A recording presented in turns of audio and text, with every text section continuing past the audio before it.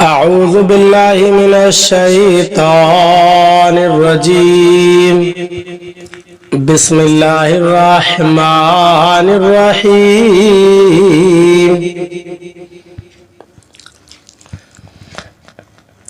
وإذ قال موسى لقومه يا قوم اذكروا نعمة الله عليكم إذ جعل فيكم أنبياء وجعلكم ملوكا وآتاكم ما لم يؤت أحدا من العالمين.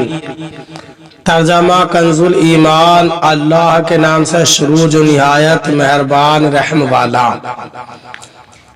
اور جب موسیٰ نے کہا اپنی قوم سے میری قوم اللہ کا احسان اپنے اوپر یاد کرو کہ تم میں سے پیغمبر کیے اور تمہیں بادشاہ کیا اور تمہیں وہ دیا جو آج سارے جہان میں کسی کو نہ دیا.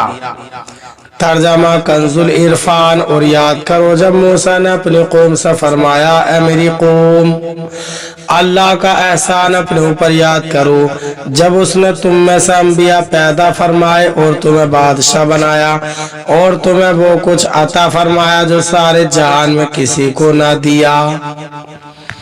وَإِذْ قَالَ مُوسَىٰ لِقَوْمِهِ. اور جب موسیٰ نے اپنی قوم سے فرمایا حضرت موسیٰ علیہ السلام نے اپنی قوم کو اللہ تعالیٰ کا شکر ادا کرنے کی تلقین فرمائی اور اس ضمن میں اللہ تعالیٰ کی عظیم نعمتوں کا ذکر فرمایا اور بطور خاص 3 نعمتیں یہاں بیان فرمائیں. ایک، بنی اسرائیل میں انبیاء علیہ السلام تشریف لائے. 2، بنی اسرائیل کو حکومت و سلطنت سے نوازا گیا. بنی اسرائیل آزاد ہوئے اور فرعونیوں کے ہاتھوں میں قید ہونے کے بعد ان کی غلامی سے نجات پائی. دوسرا قول یہ ہے کہ ملوک یعنی بادشاہ سے مراد ہے خادم اور سواریوں کا مالک ہونا. حضرت ابو سعید خدری رضی اللہ تعالیٰ عنہ سے مروی ہے سرکار عالی وقار صلی اللہ علیہ وسلم نے فرمایا کہ بنی اسرائیل میں جو کوئی خادم اور عورت اور سواری رکھتا وہ ملک کہلایا جاتا ہے. 3، بنی اسرائیل کو وہ نعمتیں ملی جو کسی دوسری قوم کو نہ ملی جیسے منہ و سلویٰ، اترنا، دریا کا پھٹ جانا، پانی سے چشموں کا جاری ہو جانا وغیرہ. اس آیت میں بیان کی گئی پہلی نعمت سے معلوم ہوا کہ پیغمبروں کی تشریف آوری نعمت ہے اور حضرت موسیٰ علیہ السلام نے اپنی قوم کو اس کے ذکر کرنے کا حکم دیا کہ وہ برکات و ثمرات کا سبب ہے.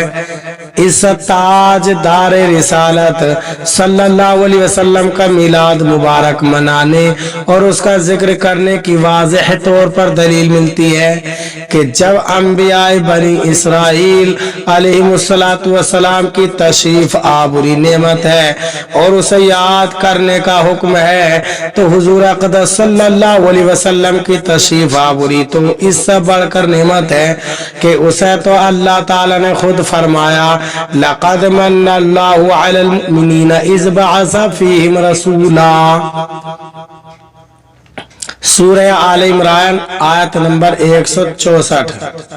ترجمہ بے شک اللہ نے مومنوں پر احسان فرمایا جب اس میں عظیم رسول مبعوث فرمایا لہذا اسے یاد کرنے کا حکم بدرجہ اولا ہوگا.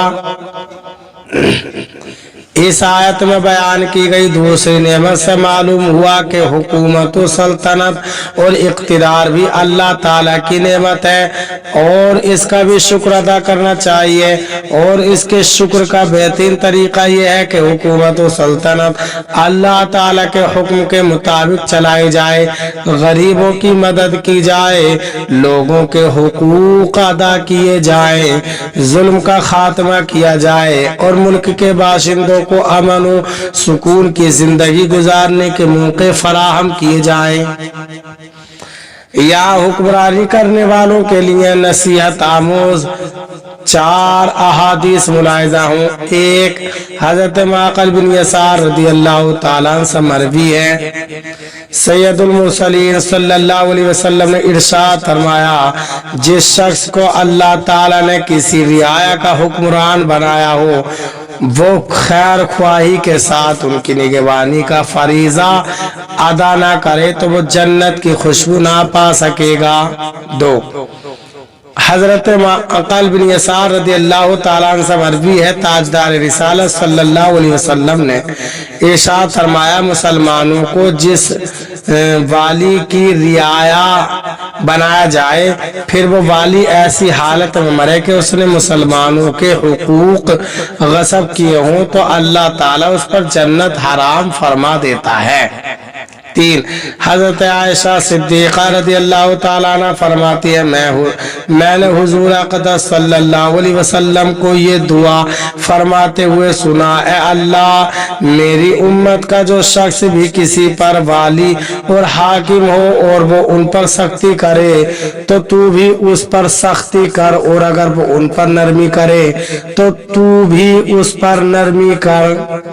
4, हजरत अबू मरियम अज़दी रदी अल्लाह ताला अन्हु से रिवायत है, रसूलुल्लाह सल्लल्लाहु अलैहि वसल्लम ने इरशाद फरमाया, जिसे अल्लाह ताला मुसलमानों के किसी काम का वाली बनाए और वो उनकी हाजत मंदी, बेकसी और गरीबी में उससे किनारा कशी करे तो अल्लाह ताला उसकी हाजत मंदी, बेकसी और गरीबी में उसे छोड़ देगा। हजरत उमर बिन अब्दुल अजीज रदी अल्लाह ताला अन्हु की ज़ौजा मोहतरमा फरमाती है, जब आप रदी अल्लाह ताला अन्हु मर्तबा खिलाफत पर फाइज हुए तो घर आकर मुसल्ले पर बैठकर रोने लगे और इतना रोए कि आपकी दाढ़ी मुबारक आंसू से तर हो गई। ये देखकर मैंने अर्ज की, ए अमीरुल मोमिनीन रदी अल्लाह ताला अन्हु, आप क्यों रो रहे हैं?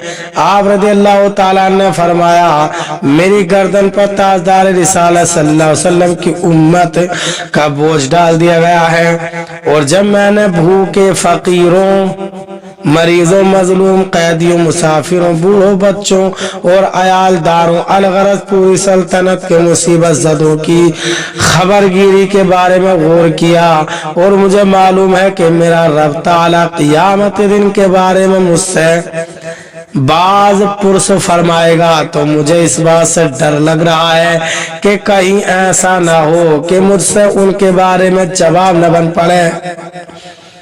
बस इस भारी जिम्मेदारी और इसके बारे में बाज पुरस की फिक्र की वजह से मैं रो रहा हूँ। अल्लाह ताला हमें कुरान पाक पर सही माना में अमल की तौफीक अता फरमाए।